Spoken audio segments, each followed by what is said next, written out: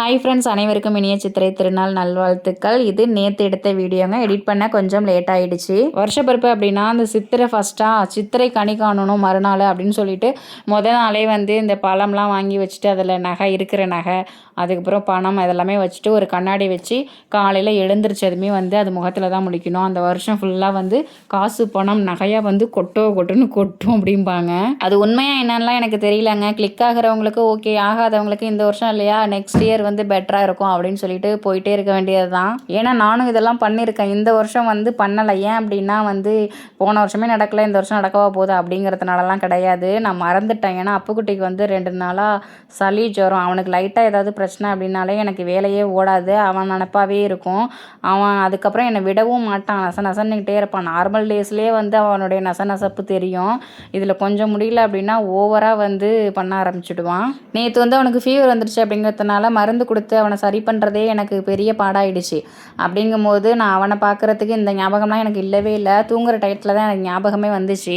அடடா, பழம்லாம் எதுவுமே வாங்கலை, இருக்கிற நகை பணத்தையாவது கொண்டுட்டு வந்து வச்சு கண்ணாடியை வச்சு மறுநாள் காலையில் பார்க்கலாம் அப்படின்னா இருக்கிறது ஃபுல்லாக கவரிங் நகை.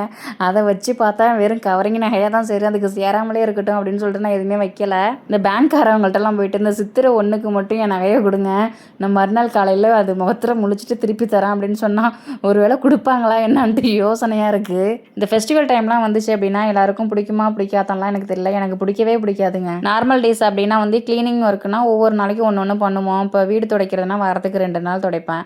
அதுக்கப்புறம் வந்து என் அப்புக்குட்டி பண்ணுறது டெய்லியும் துடைக்கிறேன். பட் வந்து ப்ராப்பராக துடைக்கிறது வாரத்துக்கு 2 நாள் துடைப்பேன். அதுக்கப்புறம் பூஜை பத்திரம் கழுவுறது, அப்புறம் இந்த ஒட்டடை அடிக்கிறது, அங்கங்கே வந்து சுத்தம் பண்ணுறது அப்படிங்கிறது வந்து எப்போயாவது ஒவ்வொரு நாள் வந்து வச்சுக்கிட்டு இந்த ஃப்ரிட்ஜு க்ளீனிங் அதெல்லாம் வந்து ஒவ்வொரு நாள் பண்ணுவோம். பட் இந்த ஃபெஸ்டிவல் டயத்தில் வந்து எல்லாமே க்ளீனாக இருக்கணும் அப்படின்னு சொல்லிட்டு எல்லா வேலையும் ஒரே நாளில் போட்டு இழுத்து போட்டுக்கிட்டு பண்ணிவிட்டு அதுக்கப்புறம் அன்னைக்குமே ரெஸ்ட் இல்லாமல் ஃபுல்லாக சமைச்சு முடிச்சுட்டு சாமி கும்பிட்டுட்டு சாப்பிட்டுட்டு உட்காரும்போது அப்பாடா அப்படின்ட்டு இருக்கும். எல்லாத்தையும் ஒவ்வொரு நாளில் செய்யலாம். பட் எனக்கு என்னமோ வந்து அந்த 1 வீக்குக்கு முன்னாடிலேருந்து பண்ணுறது வந்து மனசுக்கு திருப்திப்படாது. அந்த ஒரு 2 நாளைக்கு முன்னாடி பண்ணால் கொஞ்சம் க்ளீனாக இருக்கிற மாதிரி இருக்கும்ல, அந்த மாதிரி இருக்கும். அதனாலேயே எனக்கு வந்து அப்படியே அவ்வளோ டென்ஷன் ஆகுங்க. ஏதாவது வந்துருச்சுன்னு வச்சுக்கோங்களேன், இந்த தீபாவளி, பொங்கல், இந்த மாதிரி வருஷப்பிறப்பு, ஆடிப்பெருக்கு, அப்புறம் அந்த ஆயுத பூஜைலாம் வந்துச்சுனால ஏன்டா வருது அப்படின்ட்டே இருக்கும். எனக்கு அது முடிகிற வரையும் எனக்கு மனசு ஏதோ பாரமாகவே இருக்குங்க. அந்த சாமி கும்பிட்டு முடிச்சாதான் எனக்கு மனசே திருப்திப்படும். நான் நைட்டே யோசிச்சு வச்சேங்க, காலையில் எழுந்திரிச்சு எதுவுமே வந்து சீக்கிரமாக எழுந்திரிச்சு குளிச்சுட்டு அதுக்கப்புறம் தான் வந்து வீட்டு வேலையை செய்ய ஸ்டார்ட் பண்ணோம். நேற்றே வீடு எல்லாமே க்ளீன் பண்ணி முடிச்சிட்டேன். இந்த பெட்ஷீட்டு போர்வை அலசுறது எல்லாத்தையுமே நேற்றோடையே முடிச்சிட்டேன். நாளைக்கு வந்து நம்ம சமைக்கிற வேலை மட்டும்தான் வச்சுக்கணும் அப்படின்னு சொல்லிட்டு எல்லாமே பண்ணி வச்சுட்டேன். ஆனால் வந்து எங்கள் அப்புக்குட்டிக்கு வந்து முடியல அப்படிங்கிறதுனால, அதாவது உடம்பு முடியலையா, நார்மல் நாள் அப்படின்னா நாம் எழுந்திரிக்கிற டயத்தில் நான் இல்லைனா கூட பெருசாக எடுத்துக்க மாட்டான். அந்த உடம்பு முடியாத டயத்தில் வந்து அவன் எழுந்திரிச்சதுமே நாங்கள் பக்கத்தில் யாராவது இருக்கணும். எங்கள் மாமாவுக்கு நைட் ஷிஃப்ட் அப்படிங்கிறதுனால தான் 9:30 தான் வருவாங்க. இவனை தனியாக தூங்க போட்டு நான் குளிக்க போயிட்டேன் அப்படின்னா ரொம்ப அலற ஆரம்பிச்சிருவான் அப்படின்னு சொல்லிட்டு அவன் எழுந்திரிக்கிற வரையும் வெயிட் பண்ணேன். அவன் 9 மணிக்கு தான் எழுந்திரிச்சான். அதுக்கப்புறம் எங்கள் மாமா வந்தாங்க. சரி அவங்களும் பசியோடு வருவாங்க, அவன் வெளில போகிற வேலை இருக்குது அப்படின்னு சொல்லிட்டு டிஃபன் செஞ்சு முடிச்சுட்டு நானும் எனக்கு பசிச்சு அப்படின்னு சொல்லிட்டு சாப்பிட்டுட்டேன். அதுக்கப்புறம் தான் வந்து நான் குளிக்க போனேன். அதுக்கு போகிறதுக்கே மணி 11 ஆகிடுச்சு. குளிச்சுட்டு வந்து உட்காந்தது இப்படின்ட்டு 12 தொட்டுடுச்சு நான் சமைக்க. ஆனால் நான் பிளான் பண்ணது ஒரு 11 மணிக்கெலாம் மதிய சாப்பாடு வந்து ஸ்டார்ட் பண்ணிடணும் அப்படின்ட்டு நினச்சிருந்தேன். நம்ம நினச்சா கடவுள் ஒன்று நினைப்பார். எனக்கு எப்போ பார்த்தாலும் இப்படி தான் நடக்கும். அதுக்கப்புறம் 12 மணிக்கு ஸ்டார்ட் பண்ணேங்க. ஃபஸ்ட்டு எடுத்ததுமே வந்து சாம்பார் தான் வைக்கணுமா, அதனால் பருப்பை வேக வச்சிடலாம் அப்படின்னு சொல்லிட்டு பருப்பை வேக வச்சுட்டு அதுக்கப்புறம் வந்து சைடில் என்ன பண்ணேன்னா அந்த ஜவ்வரிசி இருக்குல்ல அதை வறுத்துக்கிட்டேன். வறுத்து வச்சுட்டு பாயசத்துக்கு ரெடி பண்ணிடலாம் அப்படின்ட்டு சாதம் வந்து கடைசியாக தான் வடிக்கலான்ட்டு இருந்தேன். ஏன்னா என் மாமா வர்றதுக்கு லேட் ஆகும். அவங்க வர்ற டயத்துக்குள்ளே நான் முன்னாடியே வடித்து வச்சுட்டேன் அப்படின்னா ஆறி போய்டுங்கிறதுனால எல்லாத்தையும் பண்ணி முடிச்சிடலாம். அப்படி இதில் பெரிய விஷயம் என்னென்னா எதை ஃபஸ்ட்டு ஸ்டார்ட் பண்ணுறதுங்கிறது தான். இது ஸ்டார்ட் பண்ணி வச்சுக்கலாமா, அதை ஸ்டார்ட் பண்ணி வச்சுக்கலாமா, ஏதோ ஒன்று ஸ்டார்ட் பண்ணணும் அப்படின்னு சொல்லிட்டு தான் பருப்பே வேக வச்சேன். சாதத்தை மட்டும் கடைசியாக சூடாக வடிச்சிக்கலாம் அப்படின்னு சொல்லிட்டு முடிவு பண்ணிட்டு சாதத்தை மட்டும் உரம் கட்டி வச்சுட்டேன் வடிக்கிறத. சாம்பார் வந்து ஓரளவுக்கு ரெடி ஆகிடுச்சிங்க. தேங்காய் அரைச்சி ஊற்றுறதோட இருந்துச்சு. அதுக்கப்புறம் ரசமும் வச்சுட்டேன்.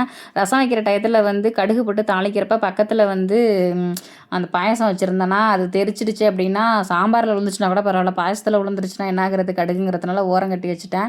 கடைசியாக வந்து முந்திரி திராட்சை வறுத்து போட்டுக்கலாம் அப்படின்ட்டு சாம்பார் வந்து ஓரளவுக்கு முடிந்து விட்டது. ரசமும் முடிஞ்சிடுச்சு. ஆஃப் பண்ணி வச்சுருக்கேன், வேறு பாத்திரத்தில் மாற்றணும். அதுக்கப்புறம் பக்கத்துலேயே வந்து உருளைக்கிழங்கு மசாலா தாங்க பண்ணிகிட்டு இருந்தேன். ஆக்சுவலாக இன்றைக்கி வந்து நான் உருளைக்கிழங்கு வறுவல் இந்த தனி மிளகாத்தூள் போட்டு பண்ணுவோம்ல, அந்த மாதிரி பண்ணலான்னு தான் பிளான் பண்ணியிருந்தேன். திடீர்னு வந்து பிளான் சேஞ்ச் பண்ணிட்டேன். ஏன்னா அந்த வறுவலை விட இந்த மாதிரி இந்த உருளைக்கிழங்கு மசாலா வந்து எங்கள் மாமாவுக்கு ரொம்ப பிடிக்கும். அந்த கல்யாண வீட்டிலலாம் பண்ணுவாங்கள்ல பட்டாணிலாம் போட்டு, எனக்கு திடீர்னு பிளான் சேஞ்ச் பண்ணதுனால வந்து அந்த பட்டாணிலாம் நான் ஊற வைக்கல. அதனால் பட்டாணி மட்டும் இல்லாமல் பண்ணினேன். ரசமும் ரெடி ஆகிடுச்சு, உருளைக்கிழங்கு மசாலாவும் ரெடி ஆகிடுச்சு. லாஸ்ட்டாக கொத்தமல்லி தலையை மேலாப்பில் தூவி அப்படியே வந்து நான் ஸ்டவ் ஆஃப் பண்ணிட்டேன். சாம்பாருமே ரெடி ஆகிடுச்சு. அதுக்கப்புறம் வந்து பால் பாயசமும் ரெடி. முந்திரி திராட்சை எல்லாத்தையுமே வறுத்து இதில் கொட்டிட்டேன். பாத்திரம் என்ன இவ்வளோ கேவலமாக இருக்குன்ட்டு நினைக்காதீங்க, கொஞ்சம் அசந்துட்டேன். அதில் வந்து என்ன ஆகிடுச்சுன்னா பொங்கி பாத்திரத்தை வீணடிச்சது மட்டும் இல்லாமல் ஸ்டவ்வையுமே இப்போ வீணடிச்சிருச்சு. நேற்று தான் க்ளீன் பண்ண அடுப்பு, பட்டு நாளைக்கும் க்ளீன் பண்ணி தான் ஆகணும். முட்டைக்கோஸ் கேரட் போட்டு ஒரு பொரியலும் பண்ணிட்டேங்க. இந்த முட்டைக்கோஸ் தாங்க என் கையை வந்து பதம் பார்த்துருச்சு, ரொம்ப ரத்த கலரி ஆகிடுச்சு. இந்த முட்டைக்கோஸ் சீவோம்ல, அதில் சீவிட்டு இருந்தாங்க. ஃபுல்லாக சீவிர வரையுமே எதுவுமே ஆகலை. கடைசியாக கொஞ்சம் பேலன்ஸ் கொஞ்சம் பெரிய பெரிய துண்டாக விழுந்திருக்கும்ல, அதை எடுத்து சரட்டுன்னு சீவனம் பாருங்க. சரட்டுன்னு என் கை வந்து நகத்தோட சதையோட பேந்துட்டு போயிடுச்சு. நான் சிரிச்சுக்கிட்டு சொல்கிறேன், பட் அந்த டயத்தில் எனக்கு அப்படியே உயிரே போயிடுச்சு. இன்னுமே எனக்கு அவ்வளோ வின்னு தெரிச்சுக்கிட்டு இருக்கு. சலம் வச்சா தெரிக்கும்ல, அந்த மாதிரி தெரிக்குது. அவ்வளோ ரத்தம் வந்துக்கிட்டே இருந்துச்சு. அதில் போய்ட்டு மஞ்சள் தூள் அதெல்லாம் போட்டு பார்த்தேன், நிற்கவே இல்லை. அதுக்கப்புறம் என்னால் சமைக்கவே முடியல சுத்தமாக. எனக்கு இந்த அளவுக்கு வலிக்குன்னு நினைக்கவே இல்லை. இந்த மாதிரி வலியை நான் தாங்கினதுமே கிடையாதுங்க. அவ்வளோ வலி ஆயிடுச்சு. ஓரளவுக்கு எல்லாம் முடிச்சுட்டு அந்த முட்டைக்கோஸ் துருவுற டயத்தில் தான் அந்த மாதிரி ஆயிடுச்சு. பட் இருந்தாலும் என்ன பண்ணுறது அப்படின்னு சொல்லிட்டு அந்த வலியோடையே முட்டைக்கோஸ் பொரியல் பண்ணி முடிச்சிட்டேன். அப்புறமே சாதமும் வடிச்சிட்டேன். எங்கள் மாமாட்ட கேட்கும்போது பாதி தூரத்தில் வந்துட்டுருக்கேன் அப்படின்னு சொன்னாங்களா, அதனால் சாதமும் வடித்து வச்சுட்டேன். கடைசியாக அந்த வடை தட்டி போடுறத விட இருந்துச்சு. வடைக்கு வந்து அரைக்கிறதுமே முடியாமல் தான் அரைச்சி மிக்ஸ் பண்ண கூட முடியல என்னால் கையால். ரைட் சைடு அப்புறம் ஸ்பூன் வச்சு அப்படி இப்படின்ட்டு மிக்ஸ் பண்ணி அதுக்கப்புறம் ஒரு வழியாக தட்டி வடையும் போட்டு முடிச்சிட்டாங்க. 12 மணிக்கு வேலை ஸ்டார்ட் பண்ணி 1:30க்கெலாம் முடிச்சிட்டாங்க. எப்போவுமே வந்து எப்படா சமைச்சு வெளியில் வருவோம் அப்படிங்கிற மாதிரி இருக்கும். பட் இன்றைக்கி இன்னமும் ரொம்ப ஸ்மூத்தாக போகிற மாதிரியே இருந்துச்சு. இந்த மாதிரி ஆகிறதுக்கு தான் அப்படி இருந்துச்சா என்னென்னு தெரியல. கஷ்டமே இல்லாமல் ஜாலியாக சமைச்சிட்டு இருந்த மாதிரி இருந்துச்சு எனக்கு. வடை மட்டும் அப்படியே வச்சுட்டேன், ஏன்னா சூடாக போட்டுக்கலாம் அப்படின்னு சொல்லிட்டு. அப்புறம் 1:30க்கு மேலே இருந்த பாத்திரம் எல்லாத்தையும் விளக்கணும். அந்த கையை வச்சுக்கிட்டு அதுவும் சென்ட்ரு விரல் அப்படிங்கிறதுனால எதுவுமே என்னால் பண்ண முடியல. விளக்கி ட்ரை பண்ணணும் அப்படின்னு சொல்லிட்டு ட்ரை பண்ணி ஓரளவுக்கு நான் 10 நிமிஷம் விளக்க வேண்டிய பாத்திரத்தை 1/2 மணி நேரம் விளக்கியிருக்கேங்க.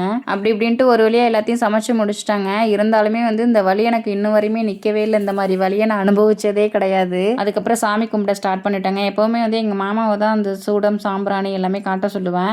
மற்ற வெள்ளி செவ்வாய் அப்படின்னா நான் பண்ணுவேன். இன்றைக்கி என்னமோ தூக்க கலக்கமாக இருந்துச்சு அவங்களுக்கு. ஏன்னா நைட் ஷிஃப்ட்டு வந்துமே தூங்கலை, வெளில போயிட்டாங்களா. அதனால் வந்து சரி என்னையே பண்ண சொன்னாங்க அப்படிங்கிறதுனால நானே வந்து சாமி கும்பிட்டேன். கடைசியாக வந்து தேங்காய் உடைக்கிற வேலை மட்டும் அவங்கள உடைக்க சொன்னேன். ஏன்னா எனக்கு கரெக்டாக வராது. ஏற்கனவே கையுமே எனக்கு இந்த மாதிரி இருக்குது அப்படிங்கிறதுனால தேங்காய் மட்டும் அவங்கள உடைக்க சொன்னேன். நேற்று தான் பழம் வைக்கணும் அப்படிங்கிறதையே மறந்துட்டேன்னா, அதனால் வந்து இன்றைக்கி சாப்பாடு வச்சு படைக்கிறதோட பழம் வச்சு படைச்சிடலாம் அப்படின்ட்டு எங்கள் மாமா வாங்கிட்டு வர சொல்லியிருந்தேன்.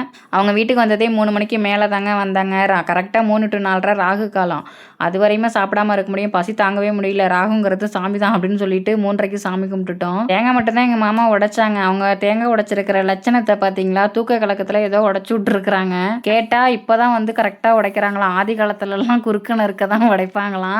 இதெல்லாம் ஒரு காரணமாக ஒரு வழியாக சாமி கும்பிட்டு முடிச்சுட்டு சாப்பிட்டோங்க. ஓகே ஃப்ரெண்ட்ஸ், வீடியோ பிடிச்சிருந்துச்சு அப்படின்னா லைக் பண்ணுங்கள். இப்போ தான் எங்கள் வீடியோ ஃபஸ்ட் டைம் பார்க்குறீங்க அப்படின்னா ப்ளீஸ் சப்ஸ்கிரைப் பண்ணிவிட்டு எங்கள் சேனலுக்கு சப்போர்ட் பண்ணுங்கள். ஓகே, தேங்க்யூ, பாய்.